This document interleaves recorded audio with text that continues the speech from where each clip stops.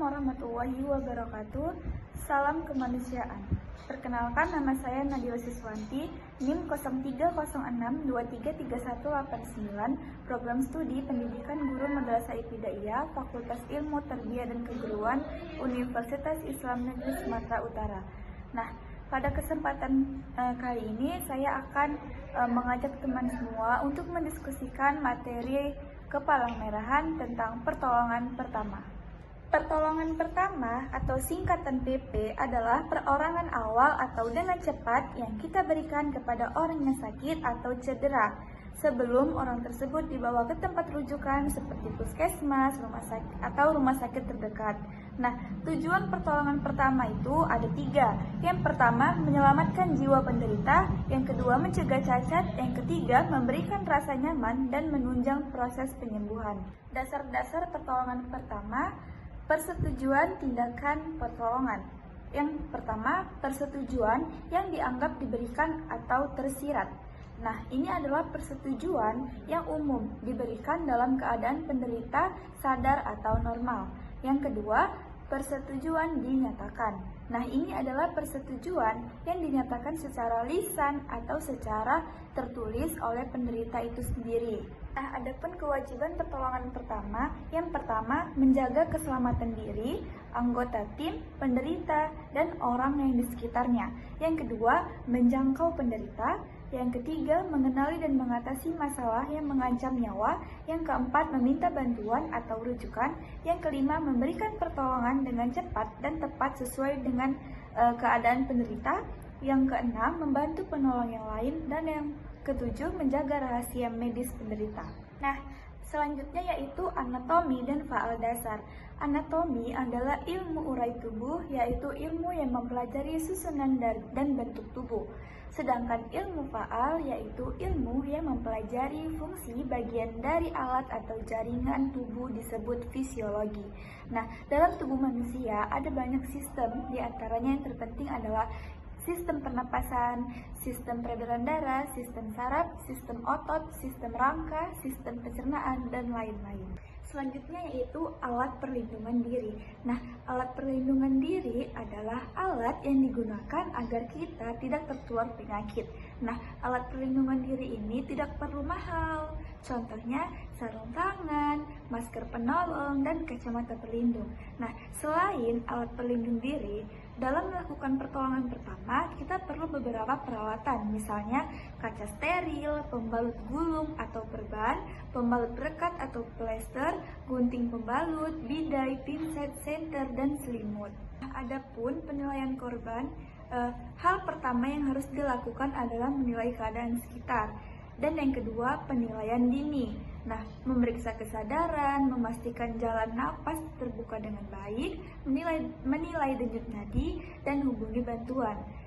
Untuk pemeriksaan fisik yang lebih lengkap dari ujung kepala sampai ujung kaki. Nah, untuk pelaporan, setelah selesai menangani penderita dan penolong melakukannya dalam tugas, maka semua pemeriksaan dan tindakan pertolongan harus dilaporkan secara singkat dan jelas kepada penolong selanjutnya. Selanjutnya yaitu mengenal luka. Nah, luka adalah kerusakan pada jaringan tubuh akibat trauma seperti benturan atau goresan.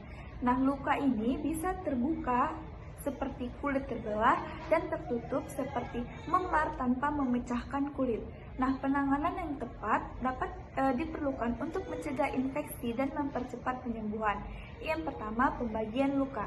Ada 2 jenis luka, yaitu luka yang berdarah, misal luka yang terjadi saat jatuh dan mengeluarkan darah. Selanjutnya yaitu luka tidak berdarah. Nah, misalnya memar yang terkena benturan benda keras. Terus ada lagi yang digunakan untuk menutupi luka.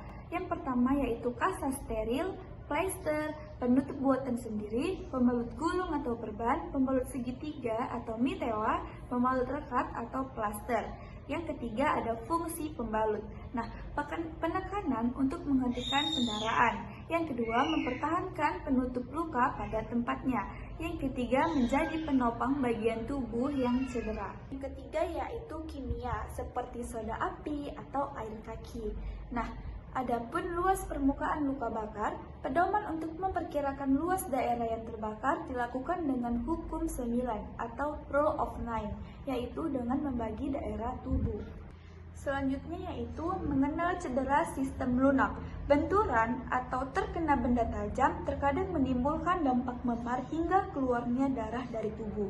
Nah, adapun perdarahan luar yaitu perdarahan terjadi akibat rusaknya dinding pembuluh darah disertai dengan kerusakan kulit yang memungkinkan darah keluar dari tubuh. Yang kedua ada perdarahan dalam. Nah, ini benturan dengan benda tumpul merupakan penyebab utama cedera dalam perdarahan dalam.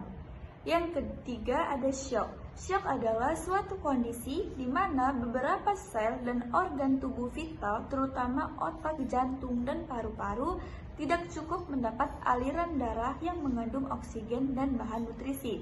Nah, penyebab shock ini yang pertama kegagalan jantung memompa darah, yang kedua ada kehilangan darah dalam jumlah besar, yang ketiga ada pelebaran pembuluh darah yang luas atau dilatasi. Selanjutnya ada cedera sistem otot rangka.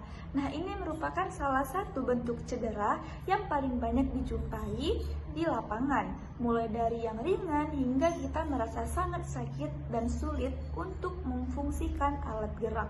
Yang pertama ada patah tulang. Patah tulang ini terjadi karena trauma fisik seperti benturan keras, jatuh, kecelakaan, atau tekanan berlebihan pada tulang. Yang kedua ada cerai sendi. Nah, kenapa dibilang cerai sendi? Karena sendi teregang melebihi normal sehingga kedua ujung tulang terpisah dan tidak ada tempatnya. Nah, jaringan ikat sendi bisa tertarik melebihi batas normal dan mungkin sampai robek. Yang ketiga ada terkilir otot. Hal ini sering terjadi pada cedera olahraga karena latihan peregangan tidak cukup dan latihan peregangan tidak benar. Yang keempat ada terkilir sendi. Terkilir sendi adalah robek putusnya jaringan ikat sekitar sendi karena sendi teregang melebihi batas normal. Selanjutnya yaitu pemindahan korban. Ada dua cara pemindahan korban. Yang pertama, pemindahan darurat. Pemindahan darurat dilakukan bila ada bahaya yang mengancam bagi penderita dan penolong, contohnya ancaman kebakaran, ledakan api, ancaman bangunan, ancaman mobil terguling, dan lain-lain. Nah, yang kedua pemindahan biasa. Pemindahan biasa dilakukan jika keadaan tidak membahayakan penderita maupun penolong. Nah, sekian presentasi dari saya. Assalamualaikum warahmatullahi wabarakatuh.